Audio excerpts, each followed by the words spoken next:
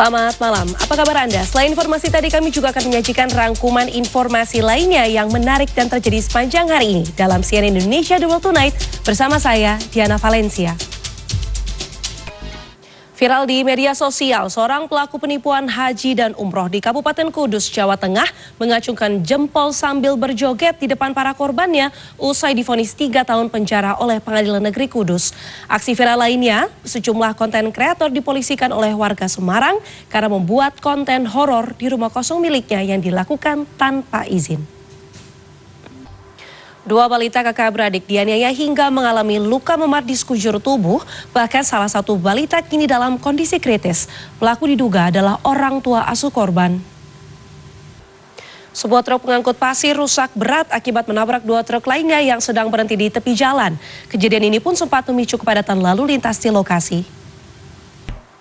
Ahli psikologi forensik Reza Indragiri dihadirkan oleh kuasa hukum sebagai ahli dalam persidangan peninjauan kembali Saka Tatal, mantan terdakwa dalam kasus pembunuhan Vina dan Eki. Rudiana membantah isu yang menyebut anaknya yang bernama Eki sebenarnya masih hidup. Rudiana bahkan mengaku siap disumpah pocong.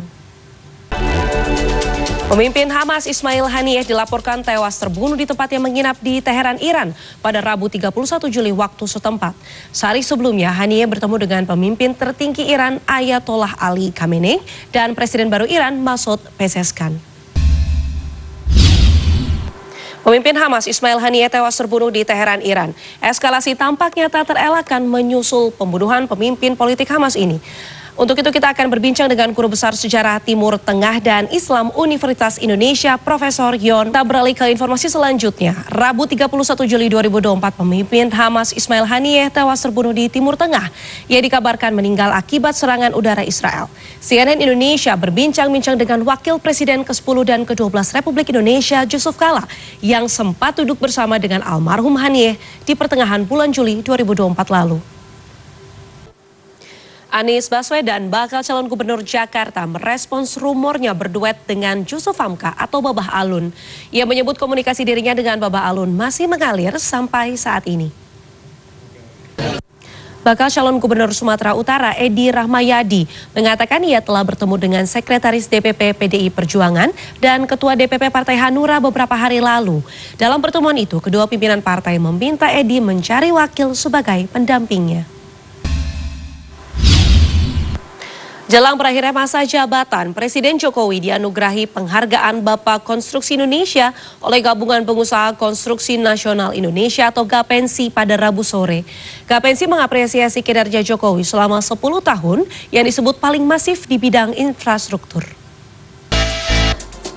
Bursa lowongan pekerjaan atau job fair yang digelar Pemprov DKI Jakarta di sebuah pusat belanja di kawasan Gajah Mada, Jakarta Pusat diserbu ribuan pencari kerja pada Rabu siang. 4 trayek angkutan mikro Trans di Terminal Kampung Melayu kembali beroperasi sehari pasca melakukan aksi demonstrasi di depan gedung Balai Kota DKI Jakarta pada Selasa kemarin. Warga berharap Jaklingko terus beroperasi dan kesejahteraan sopir juga bisa diperbaiki. Setelah tiba di Paris pada 27 Juli lalu, tim panjat tebing Indonesia telah melakukan latihan di venue cabang olahraga panjat tebing di Escalade Le Bourget dan 4 atlet panjat andalan Indonesia pun dalam kondisi siap tempur untuk menghadapi pertandingan pada 5 hingga 8 Agustus mendatang. Memasuki hari kedua Pesta Olahraga Dunia 2024, upaya atlet-atlet dari berbagai negara untuk menorehkan prestasi terbaik semakin memanas, termasuk diantaranya atlet Indonesia. Dan untuk mengetahui agenda pertandingan hari ini, kita sapa langsung koresponden CNN Indonesia, Erlangga. Masih di seputar Olimpiade, selama Olimpiade suhu di kota Paris, Prancis terkadang bisa mencapai 40 derajat Celcius. Badan Meteorologi Prancis memperkirakan pada Rabu suhu berada di kisaran 35 derajat Celcius. Sebagai salah satu kota besar di dunia, jaringan transportasi umum di kota Paris, Prancis bisa menjangkau seluruh wilayah kota Paris dan sekitarnya. Di event Olimpiade Paris 2024, transportasi umum khususnya jaringan kereta bawah tanah menjadi salah satu pilihan bagi para jurnalis untuk menjangkau lokasi venue yang tersebar di sekitar kota Paris. Namun sayangnya informasi ini sekaligus penutup CNN Indonesia The World Tonight malam ini. Saya Diana Valencia pamit undur diri, sampai jumpa.